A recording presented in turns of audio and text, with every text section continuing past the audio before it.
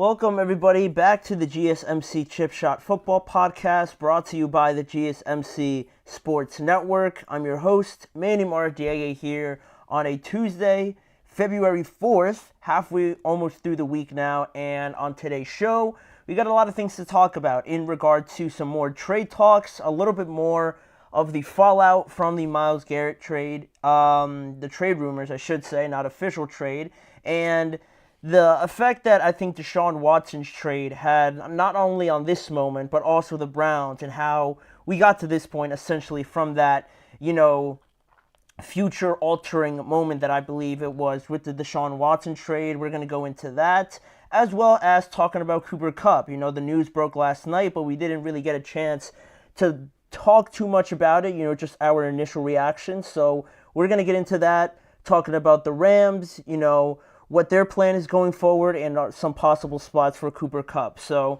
that's the beginning of the show, and we're going to go along as the show obviously moves on. So before we get into all the topics, I'd like to remind you guys, if you have any questions, comments, or opinions you'd like to share throughout the duration of this show, to first not hesitate. Please make sure to be in the chat and wanting to be part of this show, because your insight and input is always very much appreciated, but it's also well received because we get a lot of different perspectives, right, when you guys comment on the shows and let your voices be heard. So we always appreciate that, and if you want to make it absolutely sure that your message stands out and gets featured on any of our live shows, go ahead and use the new Super Chat feature. Just click the $ at the bottom of the chat box to send your Super Chat, and this way, it's a guaranteed way for me to see it and then feature it on the show. I'll read it out loud and just get your guys' thoughts, reactions, or just point of view on what you guys think on the topics at hand. It's always a great way to get involved, and it always improves the show, I believe, by just getting you guys to kind of share your thoughts on anything. So again, let us know what you're thinking. Hit the Super Chat button, and let's keep this show as interactive and as exciting as possible. Don't hesitate, again, to be part of the show. So now that we can move on officially to some more trade talks. Last night, obviously, like I mentioned before, on top of the Myles Garrett trade request that we got in the morning of yesterday, we also got the news from Cooper Kupp, directly from Cooper Kupp, that the Rams told them that they intend to trade him immediately, was the word that he used in regards to what the Rams said to him, and now the Rams are going to be in the market for a number 2 receiver as well. They obviously feel comfortable moving forward with just Puka Nacua, Kyron Williams, and, they probably have some other plans going forward, maybe drafting someone. There's a lot of good free agents out there, so their plans are to move forward without Cooper Kupp in their immediate future. And part of that social media message that Cooper Kupp shared last night, I have up here for you guys, that you can see, and, then we'll discuss it afterwards. He said, "I don't agree with the decision and always believed it was going to begin and end in Los Angeles. Still, if there's one thing that I have learned over the years, there are so many things that are out of your control, but it is how you respond to these things that you will look back on and remember." So it sounds like some team is getting a very motivated Cooper Kupp, at least the way that he phrased this part of his statement. And after spending his entire career in Los Angeles, after being drafted in 2017, having a Triple Crown, title under his belt in 2021 that ended up with a Super Bowl, this was one of the greatest stories, I believe, in terms of, draft stories, guy that not a lot of people probably knew, or that not a lot of people probably thought would end up where he is right now. But, it's a testament to him, and you always feel like these sort of stories end with just a one sort of team kind of story. But now, this is a business at the end of the day, and I think that's where we kind of get to this side of things with the Rams and Cooper Kupp. Cooper Kupp now 31 years old, and he will be playing elsewhere in 2025. And there's been no further details from the Rams as of this morning, at least, but one of the biggest factors will be Cooper Kupp's, contract, like I mentioned, the business side of things, right? Because this feels like a feel-good story, like a like, made it out of the mud kind of stories, right? Where you get drafted low expectations, and then you turn into this household name, right? It always feels like Kupp and the Rams were always synonymous with each other. But we get into this contract and the business side of things in football, and you look at Cooper Kupp that has 2 years left on his 3-year, $80 million deal that he signed, and part of that, now obviously he has 2 years left on that current deal, and he is owed $20 million this next season and a little bit less than $20 million in 2026. So I'd imagine, the Rams would have to contribute a good bit financially. At least that's what I believe Ian Rappaport reported a few hours ago, that the Rams would be willing to contribute financially to trading Cooper Kupp and, also being involved in the compensation part of it, right? Because no team, realistically, now that Cooper Kupp kind of broke the news himself saying that the Rams want to trade him, evidently, no team's going to come running to the Rams and say, oh, like, we want Cooper Kupp right now. That's not going to happen now because you took the desire aspect out of it, right? The teams would be running to the Rams if they came on their own incentive, right? But now the Rams have it out there that they want to sell him, so they're going to have to go the extra step to make sure, another team actually does trade for him because they want to trade him, right? It's not like the Rams want him to stay, right, and refuse to trade him. So the incentive would be on the other side of things, right? But this time the Rams want to I guess, get the contract, I believe, mostly off of their books. And, immediately once the contract talk was brought up and I realized, like, how much Cooper Kupp is owed in this contract, and I don't want to say he didn't live up to that, this past season, but, it was a weird season overall with injuries, with Puka, to him, to the entire team, really. And for them to make it to the point where they did was a huge testament to them, so I won't really hold that against him. But to be paying $20 million for Cooper Kupp, I'm sure they're probably feeling like we could go cheaper here and get close to the same production just for cheaper, obviously. And you look at the finances of the Rams going forward, right? They still got to rework Matthew Stafford's deal, and they got an extension coming up for Puka Nacua as well. That's probably going to cost them at least $30 million. It's going to be a lot, and also for Kyren Williams as well. I know running backs aren't paid like any other position in the NFL, but that's still something else that they probably got to get figured out as well. So, unfortunately, going down the line and kind of picking out names, they felt like Cooper Kupp. Again, I'm speculating. They probably felt like Cooper Kupp was the spot where they could be like, you know what, this spot is where we could, get some wiggle room in terms of the money. And, it just feels like they feel comfortable moving on with just Puka and Kyren. And, it must feel like they can get the similar production for cheaper, right? You look at some free agents out there, some older ones like maybe Amari Cooper or something like that. Or, I don't know, I think definitely not T. Higgins because he's going to cost a lot of money, but something similar around those lines, right? They could get a free agent if they so choose, or draft somebody where they're selecting in this year's draft. So now that that's out there, Cooper Kupp, where's he going to go, right? Who is going to want to acquire his services? And immediately you think of spots like the Denver Broncos could be very interesting with him, Bo Nix, Courtland Sutton. He would fit in perfectly there, I believe. Maybe like the Raiders, they got a lot of cap space and they need all the help they can get on offense. I know they don't have a quarterback, but you can't go wrong with Cooper Kupp, especially in that situation. And it almost pairs up with the timeline that Pete Carroll has as well on his 3-year deal. You look at spots like Houston, because we don't know if Stephon Diggs is coming back, especially after a knee injury like that. Is there going to be some sort of residual sort of effect on him for years to come? Then you look at Tank Dell. I don't know if he's going to start the season. I wouldn't put it past him, but he had a pretty serious injury, so I don't know if he's going to start the season right away. So you could go for a guy like Cooper Kupp if they so feel like he fits into their scheme. And funny with that is that the Texans actually just signed the former Rams tight end and passing game coordinator Nick Caley. So he had a direct relationship with Cooper Kupp. So immediately I'm looking at the Texans like that seems like a perfect fit because of that prior relationship there with Caley. Or you look at some team like the Los Angeles Chargers, right?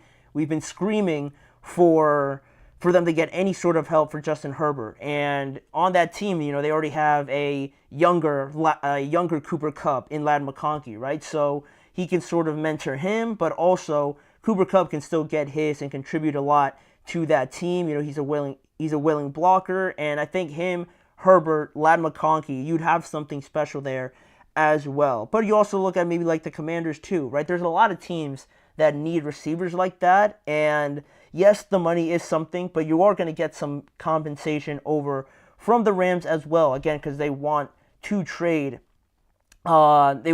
Cooper Kupp at the end of the day. It was pretty surprising news that came in last night. I definitely wasn't expecting it, but you could also see by the Rams' point of view, maybe instead of losing Matthew Stafford, because I don't think Stafford's going to stay too much longer, maybe another year or two at most, maybe instead of losing both him and Cooper Kupp at the same time, they felt like now was the great opportunity to part ways, unfortunately, with Cooper Kupp, get somebody in, hopefully, that can give you some sort of production similar to him, and then afterwards, a year or two down the line, then you're ready to move on from Matthew Stafford, rather than it being this sudden, huge change to this offense where you got to find a quarterback and you got to find another receiver all at the same time. Doing it gradually is another reason why I believe they might have thought this was the opportune time to move on from Cooper Kupp. But they said they wanted to do this immediately, so I wonder, what the timetable is for that. Or, as soon as the Super Bowl ends, things are going to speed up for a couple teams and really the entire NFL, right? Because it just feels like we're moving directly into the first phase of the offseason. So I anticipate maybe like the start of March, I think would be some of the earliest times you could get a trade like this before, things start ramping up a little bit more with free agency and things like that. And then after like a week or so where we can kind of cool things down after the Super Bowl, I think around March time where things start to kind of pick up, I think we'll see a trade around that time. But, there's a lot of change already so far in the NFL. And speaking of change, one of the biggest factors of change was occurring yesterday with Myles Garrett requesting a trade from the Cleveland Browns. And we're going to go more into that subject, but on a more macro level, talking about the Browns and how we got to this moment with Myles Garrett, their best player potentially, about to walk out the door, and how we got here from the Deshaun Watson trade, because I think that is where things kind of started to go wrong and started to go awry for the Cleveland Browns, a situation that they thought unimaginable. Now they find themselves in the middle of it. So we're going to go into that a little bit more when we return after this. I feel like I'm losing my mind. Is everybody in the world blind? Please, Lord, give me a sign, a sign. I feel like I'm losing my mind. Is everybody in the world blind? Please, Lord, give me a sign, a sign. I wanna be the greatest. Everybody on the fake shit. I look around and feel like everybody is the fakest. I make this every day and I'm impatient, hoping one day I blow up from the basement. Statement, the top is so vacant. I don't hear shit that I think is amazing. Waiting for my day when I'm playing sold out shows for 1,000 faces. Hey, give me that crown, get in my way and to be put down. It ain't your place, all this my town. If I want that shit, then I'll get it right now. I'm losing it, the noose it fits. I'm losing shit, a stupid myth. You choose to live or choose to dip. You choose to fight or lose your grip and lose a gift. I feel like I'm losing my mind. Is everybody in the world blind? Please, Lord, give me a sign, a sign.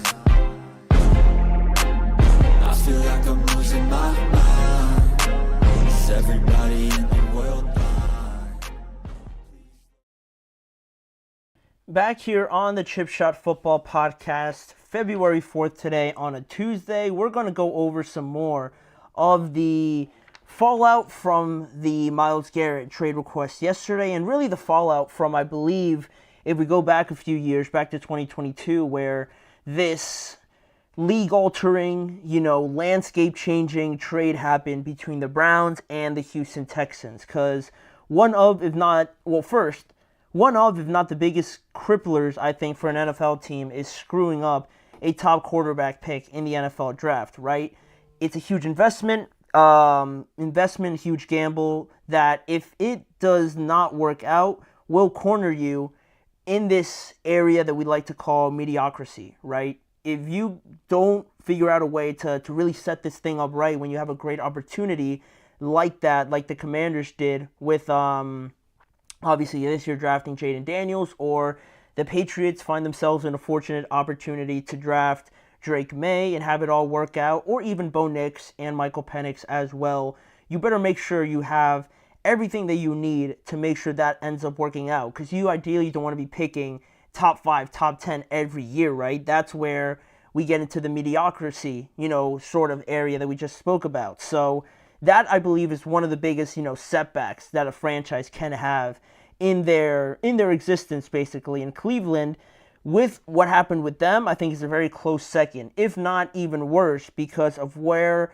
they are now with this roster and where they ended up after that Deshaun Watson trade, right? I think all the actions that were taken during that trade and how much was given up, and the contract obviously given to Deshaun Watson, not to say that there's a direct correlation with where we are right now, but I think you can pick out a lot of reasoning from that trade and kind of get to a place where you understand why we're at this spot with the Cleveland Browns and Myles Garrett, right? After yesterday's news from Myles Garrett requesting a trade away from the Browns, right, the sky began to fall in Cleveland because their best player over the last decade wants to leave their team, right? And they just won 3 games this season, and not to mention that their quarterback position is in pretty much the same place it was for the better part of a decade, pretty much, also.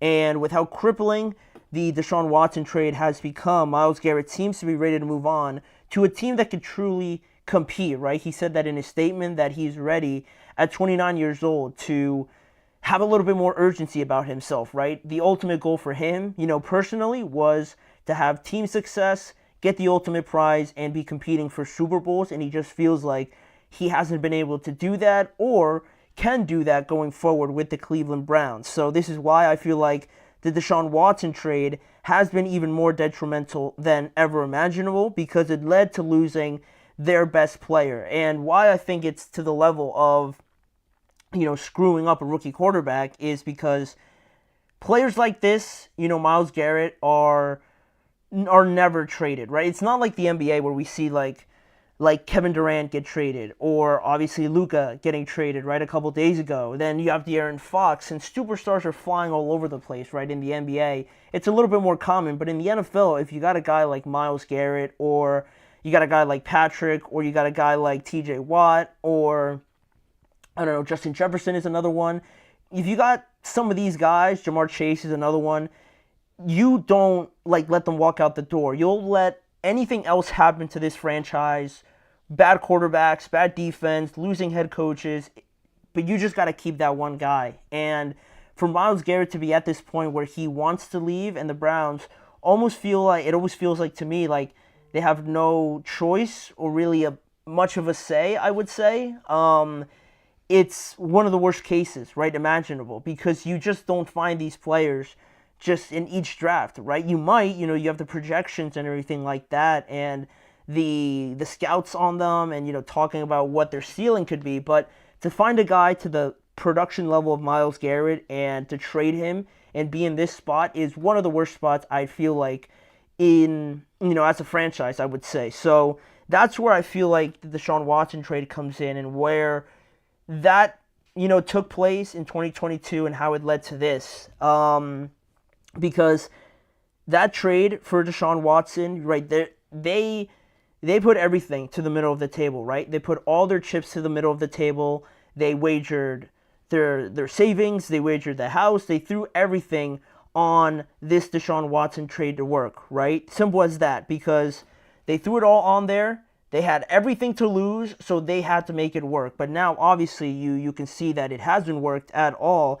And this franchise decided to invest their entire future by trading 6 draft choices, 3 of them being first rounders, and moving on not only from Baker Mayfield, who obviously now in hindsight, right, he goes on, he leads the Buccaneers to 2 playoff appearances now. He brought the Browns to one of their first playoff appearances in a long time when he was there, but that wasn't good enough for the Browns. They moved on from him, and they wanted to go all in on Deshaun Watson. But much like a lot of people say, the grass isn't always greener on the other side, because once they made this, not only did they overspend and overbid to beat out teams like the Falcons, right, who were very much in this race for Deshaun Watson, not only did they overspend and overbid, they really doubled down on locking Deshaun Watson in and not caring about the repercussions, right?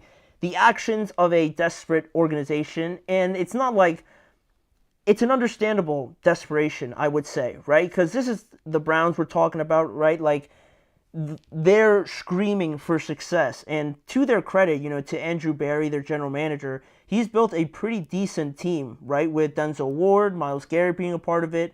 Their offensive line is playing pretty well, having Nick Chubb as a running back. At one point, having Amari Cooper and things like that. And, you had a very solid team all in all, right? You were making the playoffs without Deshaun Watson, but you made the playoffs recently. So this team was very good, but they needed the last piece, right? The quarterback position. And I just feel like, yes, the desperation was warranted, and the desperation to finally get over that hump, that hurdle, is valid. But I think to not at one point come to a point where you were like, are we doing too much? Like, is this too much for one guy? And I think this goes into a whole other conversation about quarterbacks and the relentless pursuit of them, and kind of looking past all the warning signs with some of these guys, just because you're focused on the talent and focused on the guy and how he could change your franchise's future. Sometimes you got to look around and look at the warning signs, right? The signals there, the red flags, if you will, right? That might be apparent with some of these guys. And I'm not saying like it was an obvious thing to see with Deshaun, right? Because he was playing on another level, right? At an elite level with the Houston Texans. So the Browns were really just focused on that. They had their blinders on, and they were only focused on the player. But, you go through that, and you look past the idea that, you had the sexual harassment scandal, right, that we don't have to go into, and just the fact that you were throwing a lot of your future into him. So, to me, I kind of find it hard to believe that during that process where you're offering 6 draft choices for a quarterback, right, like, you have to be so sure that your team is going to be able to compete for championships with this one guy. Because if you have any sort of doubt, then I don't feel like you should pull that trigger, and much less give him all that guaranteed money. Because outbidding is one thing, but to be locked in like they kind of cornered themselves into is a whole nother thing. And the Browns really did that to themselves, and now they find themselves in this spot where it hasn't worked out. That gamble with Deshaun Watson, a deal that looks so sure because he was playing at a phenomenal level. Now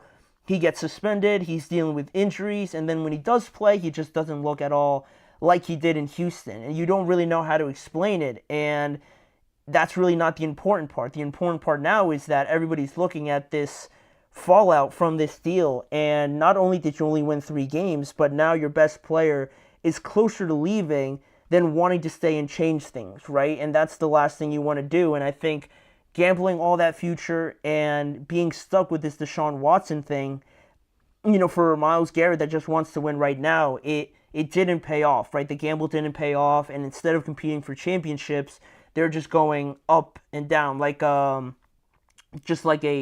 not going on a symmetrical sort of path, right? Everything's skewed, everything's just going all over the place, right? You don't know where you're going to get with the Browns, and that uncertainty, leads to things like this. So I think that was one of the biggest, just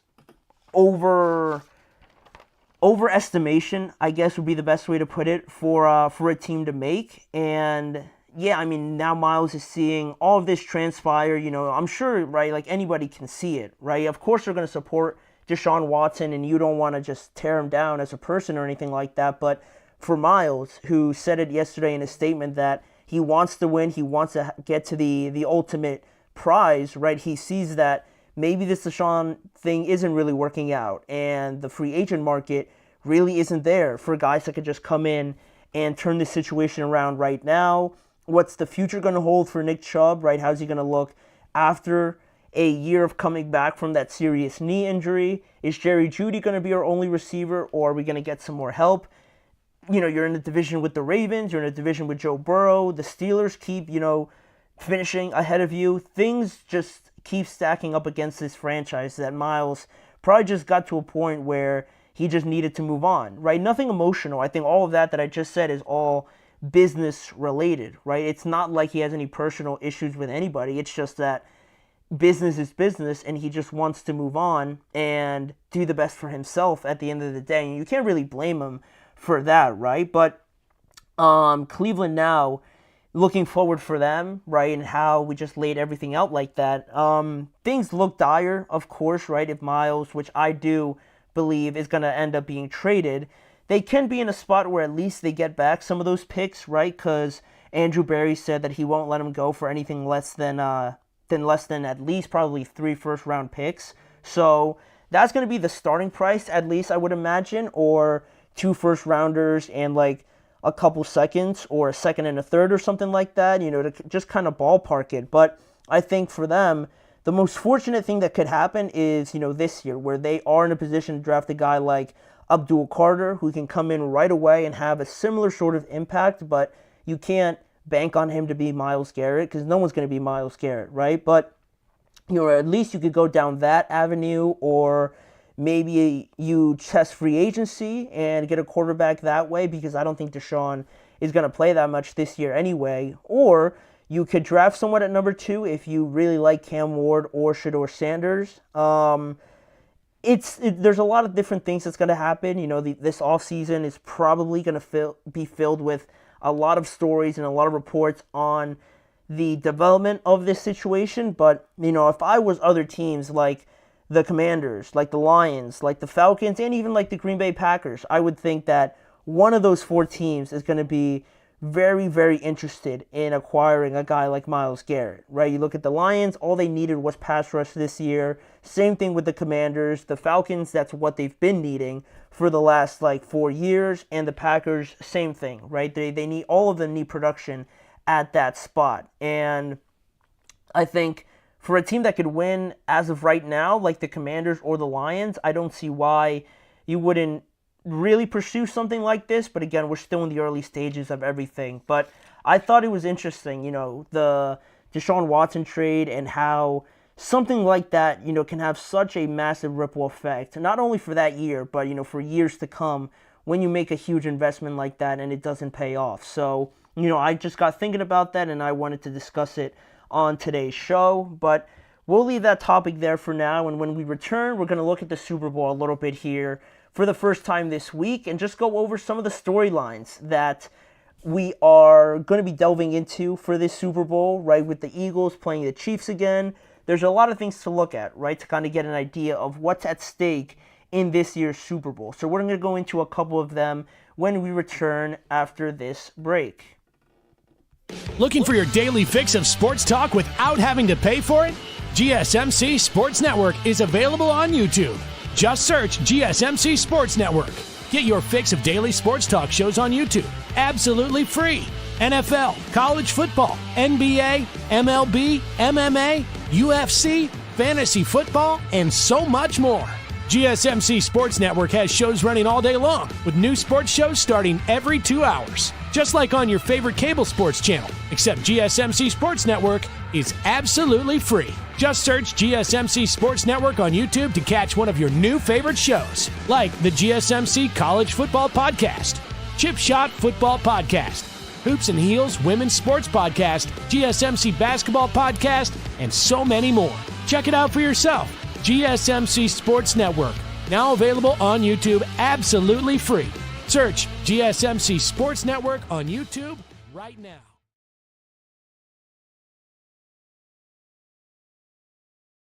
All right, guys, back here on the show, and much like you all know, the Super Bowl is coming up this upcoming Sunday, and this week is the start of Media Week, already underway down in New Orleans for the Super Bowl. Obviously, everybody that is anybody is down there for the Super Bowl, right? As the week goes on, more and more people we're going to see go down there. We're going to see a bunch of people at the game, and both teams have already been down there, obviously, getting ready and providing some of the insights leading into the game, right? They've all had probably endless interviews, endless sort of, activities to do outside of the game, is I think is one of the most fascinating things, right? Having a whole week to the Super Bowl and having them all down there doing all these sort of things before the biggest game of their careers is such a fascinating, kind of chain of events that not a lot of people talk about. Maybe we'll talk about it more at some point this week. But besides that, not going off on a tangent, right? I thought we'd talk about some of the most enticing stories and narratives surrounding these two teams, especially meeting again at this same spot, the spot where they met about 2 years ago, where they faced off in the Super Bowl, and now they meet again in New Orleans. So looking at some of the storylines that we have in this rendition of the Super Bowl, one of them, the biggest one, the obvious one, is the rematch aspect of it, right? The rematch that the Eagles would love to win this time around, right? After the Eagles and Chiefs played for everything back in 2022, right? And, the game came down to a very close, chain of events towards the end. You had that holding call, you had the Hurts fumble, and it was a very close game. Jalen Hurts played out of his mind apart from that fumble, but they didn't get the job done in the end. And now they have another opportunity to do that here with a whole different, certain positions that have made the difference, it looks like, this year for the Eagles. So they have another chance here to try and defeat the Chiefs in the Super Bowl. You also look within that story of the Eagles and the Chiefs at the Andy Reid chapter, right? Andy Reid facing his former team once again, the team that he couldn't get it done with in the Super Bowl, right? He went to a couple and just didn't get the job done. Now, not only does he have the chance to win his fourth Super Bowl, I believe joining Bill Belichick and I want to say Chuck Noll, but that could be wrong. But I know it's Bill Belichick and some other coach as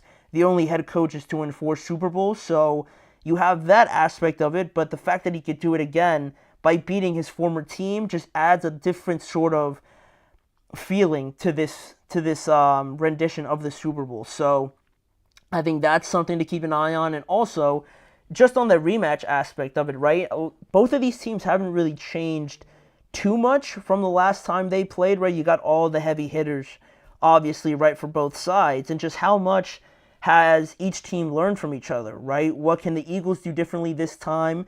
How do the Chiefs, find a different way, maybe to beat the Eagles this time, not just rinse and repeat, but throwing in there another wrinkle and seeing what they changed this time around in comparison to the first time around, where it was very similar, but you had those different aspects of diversity as well. So that's only one of the storylines that we have in the Super Bowl. Another one is going to be the obvious one, also another one with the Chiefs chasing the three-peat. Obviously would be the first franchise since the merger to win 3 in a row, and they're the first 2-time defending champion to advance to the Super Bowl, right? Every other team that won back-to-back Super Bowls only made it to the conference championship and then lost. Well, the Chiefs are in a territory all by their own now, right? They're the first one to do this, and they just need one more win. Nobody has ever gotten this close, and the fact that they're right here at the doorstep makes it even more intriguing to see. Like, they could say they don't talk about it and they don't really bring it up, but it's in every player's mind, right? They're thinking about how, this is like one of the greatest achievements in the history of American sports, right? You can't just block it out, or at least I find it very hard to completely ignore that, right? I'm sure all these players are thinking about it, so dealing with that, trying to push past that, and not really having it affect you too much during the game is going to be a fascinating thing to watch. So that's another storyline to keep an eye on. And then also you have the Eagles, their youth movement, right? The youth movement that, features guys like Quinyon Mitchell, Jalen Carter, Nolan Smith, Cooper DeJean. All these young guys, right, have made massive impacts to their defense and getting them to play the way that they're playing right now, with Quinyon Mitchell and Cooper DeJean being first-year guys and already being starters and having such a massive impact on that defense. Then you look at Jalen Carter, right, who he's in his second year, and he wasn't there the last time these two teams faced off in the Super Bowl, so he's been an absolute monster for them in the middle of the field, has grown tremendously from last season where he was very good, and now he's that much better this time around, right? Leading that defense, leading that front line. And you also look at a guy like Nolan Smith, who also came in last year, hardly ever played, and he earned more time as, the season went on. And now he's getting strip sacks, he's making tackles for a loss, he's affecting the game every which way. So you look at something like that, and the players that they've brought in, the hits that they've had in the draft and things like that, how can these guys, make a mark on the game now, where they've been doing it all season, right? Quinyon and Cooper DeJean locking people down, Jalen Carter and Nolan Smith getting after quarterbacks. They've done it all season long, and now how can they make an impact in this year's Super Bowl at such a young age is going to be awesome to watch. I'm interested in seeing which one of these young guys makes the biggest play or makes the most plays, and just how much they impact the game. They've been a huge part of this defense and how they've been able to turn things around. So I'm hoping it continues in the Super Bowl. And moving on now to another storyline, you have the Saquon Barkley chapter of this entire story, right? Saquon Barkley, his first Super Bowl appearance in his first year with the Philadelphia Eagles. Things couldn't have gone better for Saquon after the ugly divorce from the New York Giants and how all of that went down, to land with the Eagles, getting all the criticism, all the backlash from the Giants fans, and having it work out like this. It seemed possible, but the way that he did it, the way he's been running, the impact that he's had in the playoffs, the rushing record pretty much breaking it, you couldn't have imagined something like that, right? You could kind of think about it, but you never really thought it was possible. So for him to lead this Eagles team, have them really embrace the run-first mentality and enhance this offensive line as the real stars of this offense, them along with Saquon Barkley, I think has been awesome to watch. They've been running straight through everybody that they've played this year, except for maybe a couple teams.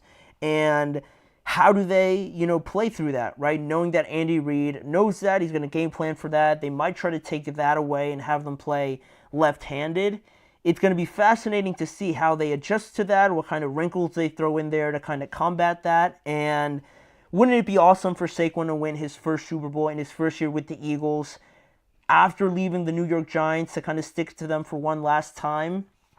I think that would be pretty sweet for not only Saquon, but for the running back image and the running back group overall, right? After an offseason where they were heavily devalued, I think, and really, I guess, voted against in some aspects, right? That they were really not a popular, vote to go out and pay a lot of money. For one of the running backs this offseason to get signed for that amount of money and make that amount of impact, I think that would be huge for the running back group, the running back community overall. So Saquon's leading that charge, and we'll see how much he can affect the game on Sunday. Another storyline I had here was the Chiefs' offensive line against the Eagles' dominant defensive line. Because it was at this point, or no, not at this point, but it was at some point this season where we looked at this Kansas City Chiefs offensive line and we were very concerned about the two left tackles that they had over there. It got so bad that they had to throw their left guard, Joe Thuney, out there and bring in the backup left guard, Caliendo, in to play the starting left guard spot, right? Because they just got to a point where, things were just not working out and they needed to do something. And they've been able to patch that up pretty well. So coming from that moment, having this offensive line be one of their weakest points at the early stage of this season to see where they are right now, how do they match up against one of the most dominant defensive lines in the NFL, or maybe the most dominant defensive line at least this season, right? Because the Eagles' defensive line has been able to shut down run games, get after quarterbacks, they make big play after big play, and they give a lot of teams trouble. They get a lot of teams fits on how to not only block them when they're rushing forward, but to also block the blitz coming in, and their corners are very good anyway. So that partnership between the corners and the defensive line is something very beneficial to them. So how do the Chiefs and this offensive line kind of hold up when you got Trey Smith going up against Jalen Carter and, Creed Humphrey as well chipping in there to help out against Jalen Carter or against Jordan Davis on the other side with Caliendo? How do you try and stop Nolan Smith going up against Jawan Taylor, or the other side of things, right? Joe Thuney going up against Nolan Smith or their other pass rusher, right? All these little individual matchups and the communication and different things that each side is going to try is going to be super cool to watch during the game, obviously. So I think that's going to be another intriguing one. And one of the last ones I have on here is Jalen Hurts. He'll never admit it, but he wants to prove a point out there, I believe, about himself on a personal level, on how he belongs among some of the best quarterbacks. And again, he'll never say that. He'll never say that he should be up there, but you can't tell me by the way he reacts to some of those things and how he reacts on the field that doesn't matter to him. He wants to obviously show that he is a major contributor, and some of the best things that I've heard from him is always when he says, just because I don't do it doesn't mean that I can't do it, right? It's that sort of quiet confidence that he has about himself that I think this is a great opportunity to show everybody that, yes, he played very well in the first game that these two teams had.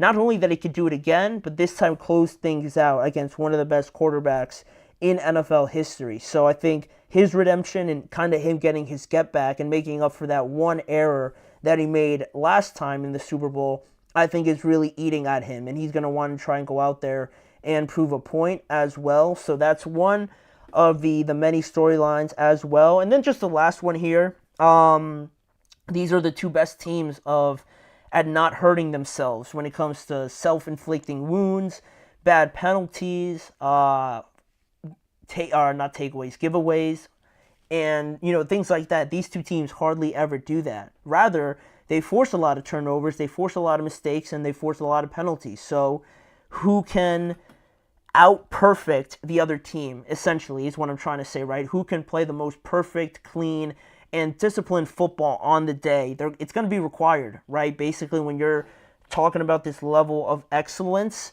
when it comes to the Super Bowl, one mistake, one turnover like we saw Jalen Hurts make, and that could determine the outcome of the game. And I don't think I'm over-exaggerating it, right? Because turnovers have been huge this postseason especially. So how can you use that to your advantage and make sure you're not on the wrong end of that? It's going to be another thing to watch, right? Who is going to make that one mistake that we all talk about when we recap the game next Monday? It's going to be, again, these are only some of the many storylines you could pick out. There's a couple more that we didn't get to, but this game is going to be very interesting when it gets played on Sunday. So Sunday can't come quick enough, but for right now, we're going to continue our series and looking at teams and some of the positions that I feel like they need to improve on most heading into 2025. We talked about the Packers, the Bears, and now we're going to get to the Detroit Lions. So stick around. We're going to talk about where I think the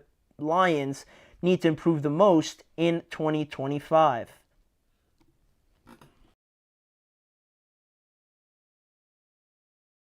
For the best and latest podcasts available anywhere, go to the podcast app on your cell phone and type in GSMC to access free content-rich podcasts on health and wellness, book reviews, sports, entertainment, relationships, social media, movies, technology, finance, and even weird news. Subscribe and download the GSMC Podcast Network's family of shows, available everywhere podcasts are found.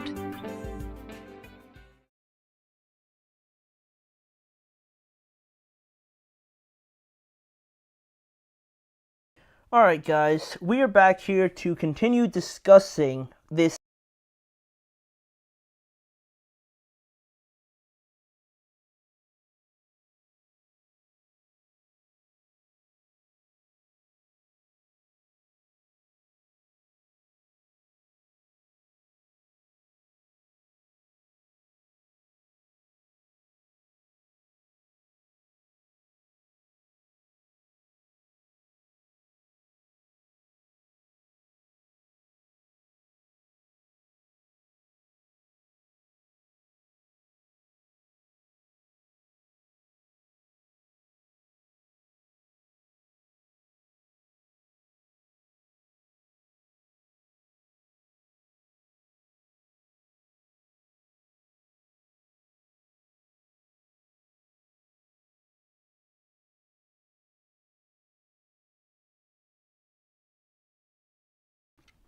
That was something that was huge, obviously. So as soon as Amik Roberts went down in the early portion of the game, you're thinking like this team, like they can't do anything to avoid injuries, right? They were already to the bare bones of it, and then one of their best performing guys who kind of broke through in the postseason, especially against Justin Jefferson, the week of the last week of the regular season. Now he goes down. It's like this team can't catch a break. So now looking at getting an early start to this offseason now, a lot earlier than they thought they would be, right? Losing their first playoff game this year.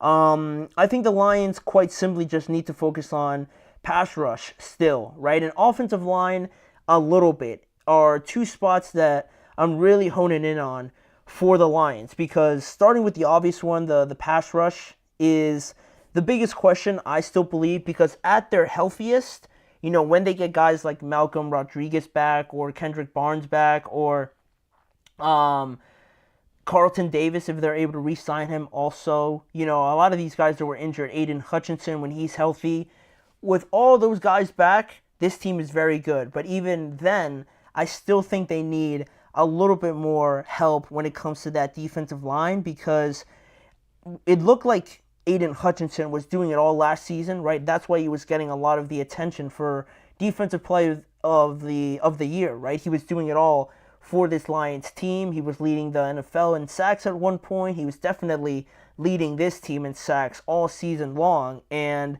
that's why it was so devastating when he got hurt. Not only that, it was in a game that really didn't matter at that point because the Lions were already killing the Cowboys at that point, but just when he went down, you saw the severity of it, and just like it was during this guy's like breakout season. So for him to get hurt like that, and for everybody to quickly realize that that injury and the loss of Aiden Hutchinson to their pass rush was really going to make a huge impact to the overall look of their defense. And it got a little bit better when they brought in Zadarius Smith, right? That help was very much needed, but I still like to see them add guys that we've mentioned already before. Funny enough, with the Packers already talking about them, and the Bears a little bit as well, right? The same guys are still out there that the Lions can go out there and get in free agency, like your Hassan Reddicks, like your Josh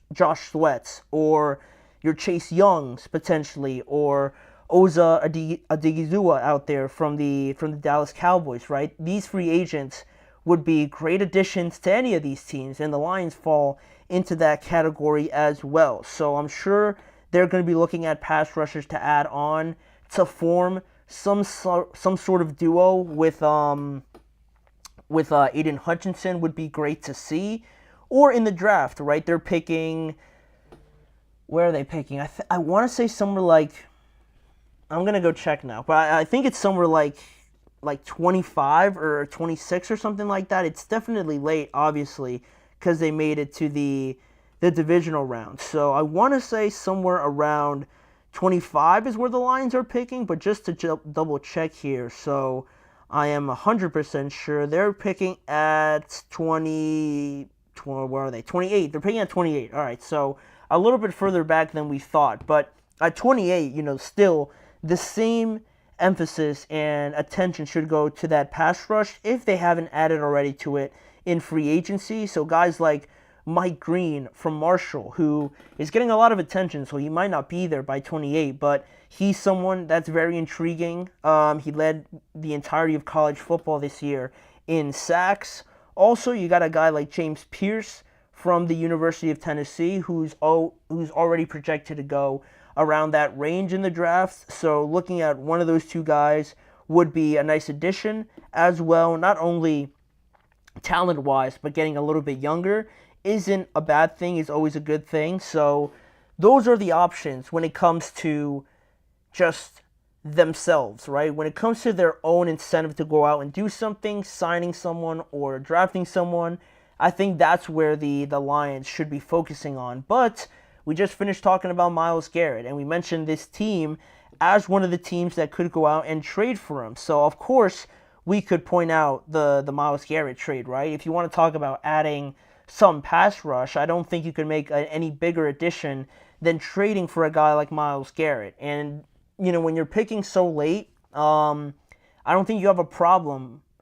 The Lions are in a spot right now where, yes, this season was not great, but they're in a spot right now where I could trade 3 first-round picks and kind of project going forward, right? Because this isn't like say the Falcons, right? The Falcons are still kind of teetering on being like a perennial playoff team and just kind of being in and out of it, right? So you look at them, and for them to trade 3 first-round picks, you're looking at maybe from anywhere from 16 to like number 5, right? If things go very bad, they could be picking top 5 or something like that. But if they do close to where their projections say they should be, you're talking about 16 to like 20 range, right? So yes, those first round picks would be valued a little bit more because they're earlier, right, in the draft. But when you're looking at the Lions, right, Amon-Ra's not going anywhere. Jameson Williams is not going anywhere. Jared Goff's not going anywhere.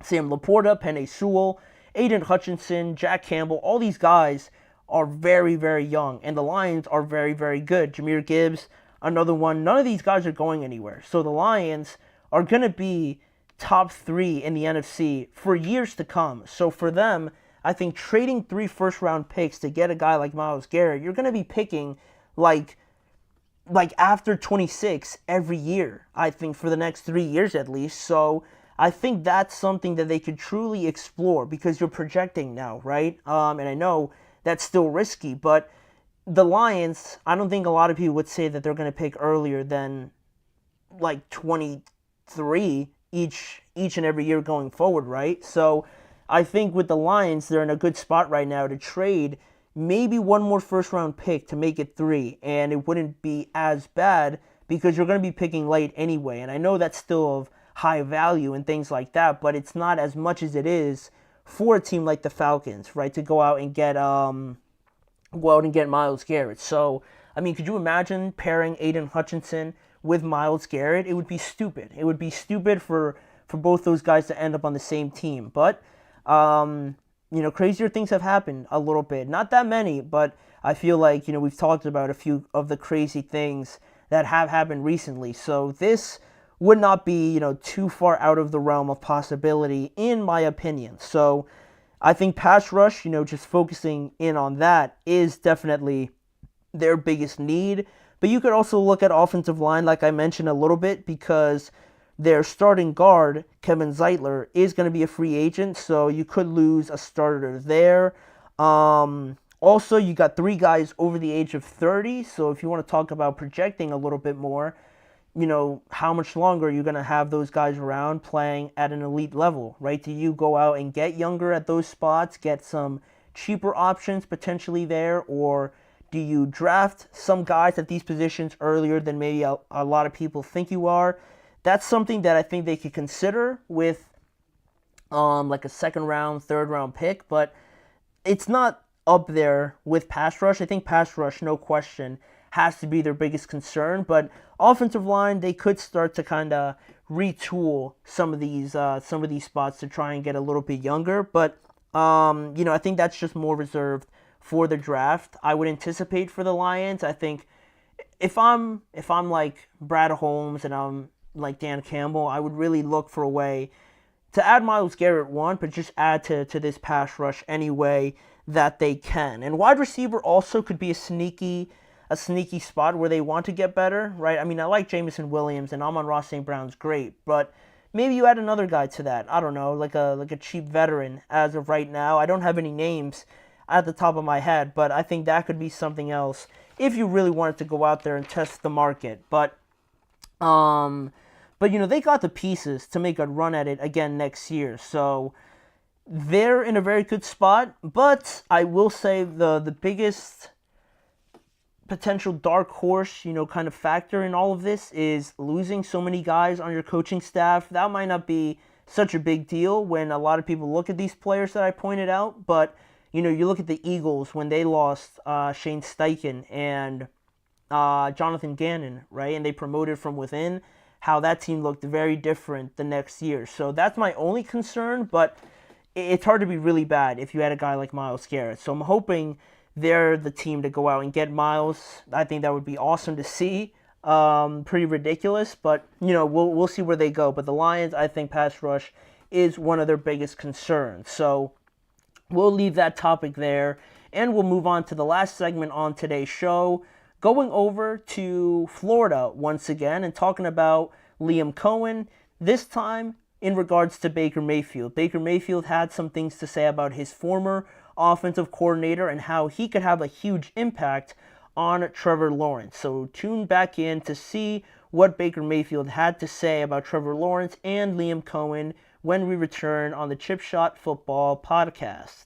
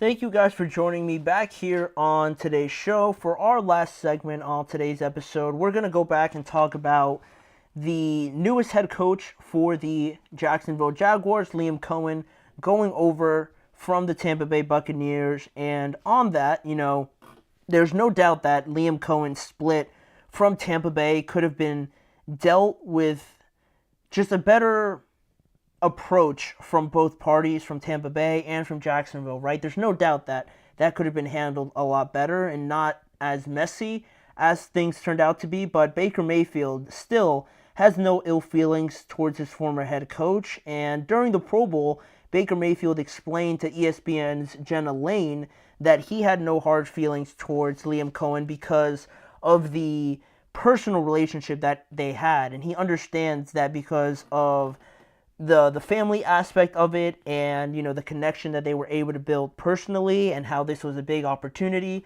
for Liam Cohen, that's why he's not so hurt by it like maybe a couple Buccaneers fans are out there. And despite this being the second consecutive year where Tampa Bay loses their offensive coordinator, Baker isn't really sweating it because he was just full of praise for Liam Cohen when he was asked about it. And not only that, but Baker has experience in all these twists and turns when it comes to off the field stuff.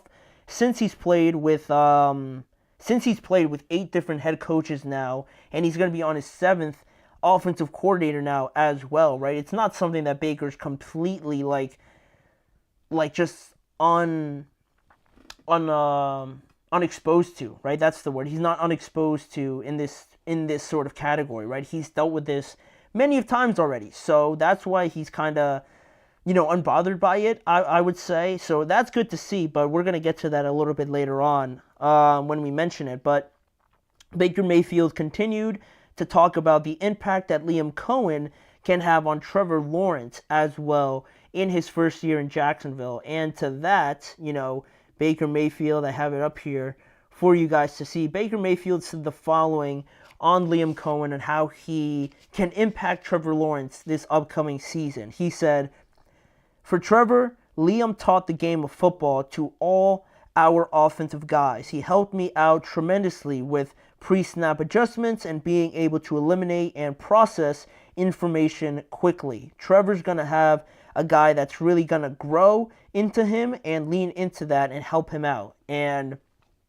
I think that's a very positive and reaffirming thing to see, because Trevor Lawrence is the Jacksonville Jaguars, right? You can't mention the Jaguars without mentioning Trevor Lawrence, right? They're both synonymous with each other, and they're going to be tied to each other for the next 4 years at least, right? Because he signed that massive extension, and no one's labeling. Now we get into this question, right, that you see on your screen. Is this a make or break season for Trevor Lawrence? And I don't mean to say that in a way that, like, people are going to start labeling him like a bust or anything like that, right? But in 4 seasons already, he had, let's see, his first year, he had a very bad year with Urban Meyer, right? That entire situation in Jacksonville, from front office to everywhere, was just messed up, right? Everything was as bad as it could possibly be when you bring in a new head coach. So that was already a pretty bad start, right? And then you get to his second year, and you saw major improvements with Doug Peterson, right? They had that crazy comeback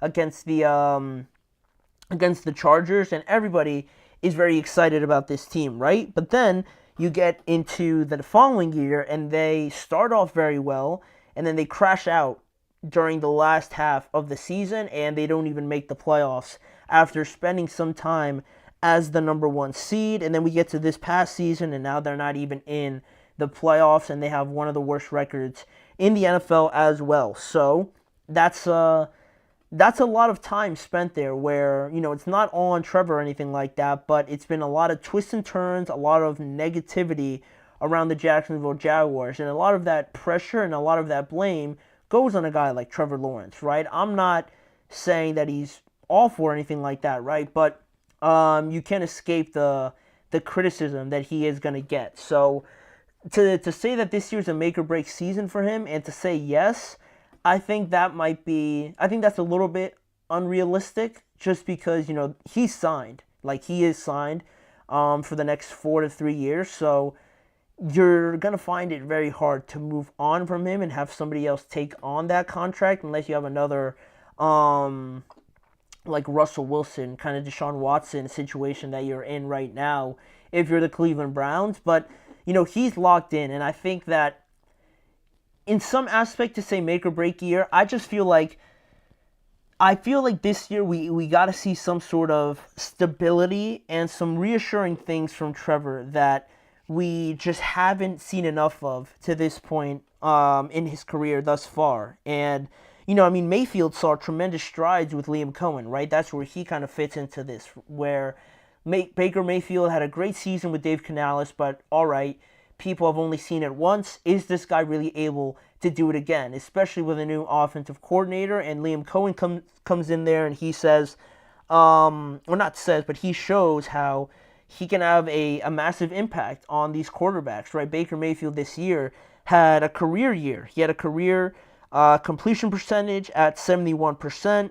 He had a career high in yards at 4,500 and a career high in passing touchdowns with 41 of those. So why can Liam Cohen do this in Tampa Bay, but he can't be able to do it with a guy that maybe a lot of people at the time, or maybe even still, believed had more talent than Baker Mayfield, right? Trevor Lawrence was talked about in the same breath as Andrew Luck coming out or Peyton Manning coming out of college, right? And he just hasn't been to that level as of yet. And of course, that has a lot to do on the organization and who they surround Trevor Lawrence with. But, he isn't also without blame with some of the turnovers and just the inconsistent play, and now it looks like his confidence is a little bit shaken up. So there's a lot of work to do at this spot. No one said it was going to be easy, but for this year to be a make or break season, I would just say it has to be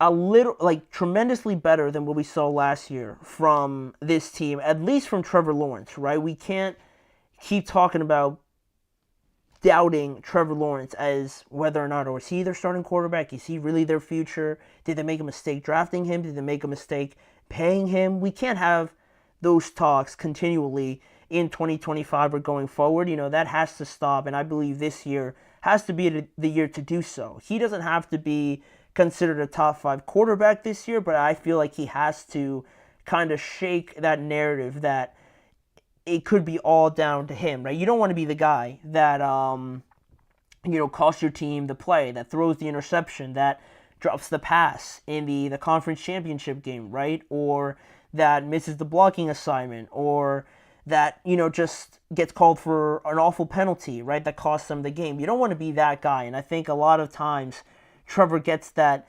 blame, fair or unfair. It always falls to Trevor, right? This year has to be the year where Trevor shakes that narrative, and anytime they do have a setback or anything like that, you're going to point to three other things before you get to Trevor, right? He's got to play that sort of level of football again, and I think he's capable of doing it, and I believe in Liam Cohen that he is the guy to get the best out of Trevor Lawrence this season. I really do, because although he's been to 10 different places in his career already, I think, there's something to say about having success with the Buccaneers, and then, having a little bit of success with the Rams, under Sean McVay and things like that. I believe he was at Kentucky at one point as well. So bouncing all over to these different spots and, having people willing to have you in, right? Because if you've been to that many spots, if you're Liam Cohen, you're obviously getting a lot of attention to want to be at those places, right? People want you to coach their teams in some sort of aspect. So a lot of people want to get their hands on Liam Cohen. A lot of people want to get their hands on Liam Cohen. So for him to land with Jacksonville and take this opportunity, I feel like they've landed the right guy. They landed the guy that they want. And now it's up to him to have some sort of success close to what he had with Baker Mayfield with Trevor Lawrence. And they got guys like Brian Thomas Jr., who had a sneaky, awesome season, a Pro Bowl caliber season if you'd ask me, but we're not voting on that. So you got guys like that, Evan Ingram, Trevor Etienne, also hopefully trying to bounce back from a down year. You got some guys on this team, and I'm sure they're going to add a lot more this free agency and then obviously in the draft. But yeah, this year for Trevor, it needs to tighten up, certainly a good amount in 2025. So we'll see where we end up with that and how this partnership in Jacksonville goes down. But for right now, that does bring us to the end of today's show. Thank you guys for joining me. Please remember to like, follow, and subscribe to the Chip Shot Football Podcast on all forms of social media, but also on YouTube, especially, where you can catch more of this show on the GSMC Podcast Network channel and the GSMC Sports Network channel, as well as following the entire network on all forms of social media as well.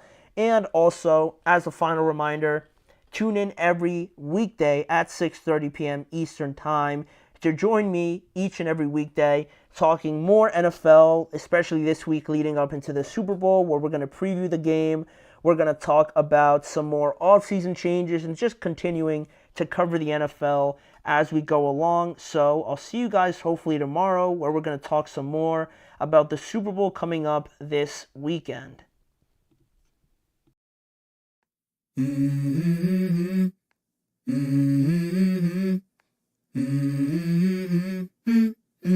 Let's go. I wake up to a little bit of drool on my pillow, feel like it's gonna be a bad day. Yeah, I'm tired of shit, and the coffee ain't hit yet, damn, ain't that great. I don't wanna go